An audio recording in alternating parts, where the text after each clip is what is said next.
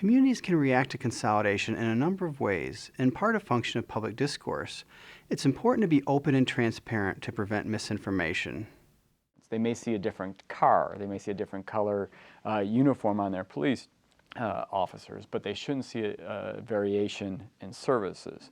The few studies that have been done sort of support that, is that people don't notice a change, and people don't notice that the amount of services vary significantly. Well, the reality is they should notice that there's a feeling that they're getting more than they're actually paying for, and that's based around the seamlessness that contracting demonstrates.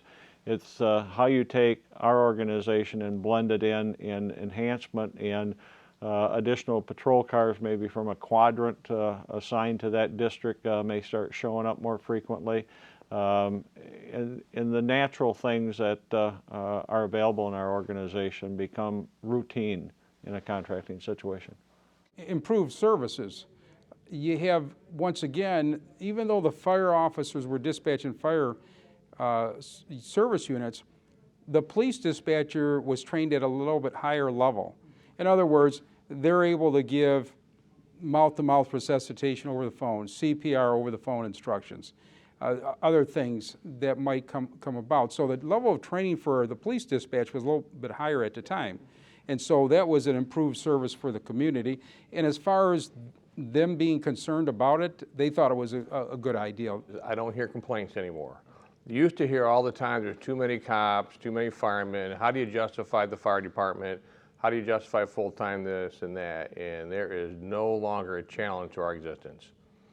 And the budgets are approved and the plan has been approved at city council level. One of the changes that we made is that many times when we go on fire scenes that we're taking some of our fire resources to hook to hydrants, to keep people away as other firefighters are trying to do the fire scene. We now have our police officers that are right involved. If you go to a fire scene, you'll see now our police officers hooking up the 5-inch hoses to the hydrant, making sure that the people stay away. If there's anything else needed, they all work together as a team. And I do have people in the community that come up and say, are we PSO? No, we're two separate entities that are working together. We've been surveying our community for 18 years, longer than that. So we did not have a case of, in many communities, the fire is seen more positively than the police.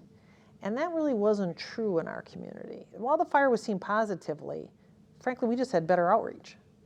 So there really hasn't been any reaction at all from the community. The citizens pay very close attention because a lot of times it's their loved ones that work in the police and the fire services. And so that's why it's very important to include them and to be transparent and put out the plan that you're going to follow.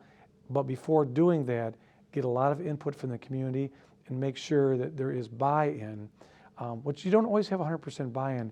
A lot of people, they understand it, they don't really embrace it, but they know it has to take place. The reaction of the community to consolidation will vary from one community to the next. What's important is that there is open, frequent, and constructive communication among all stakeholders.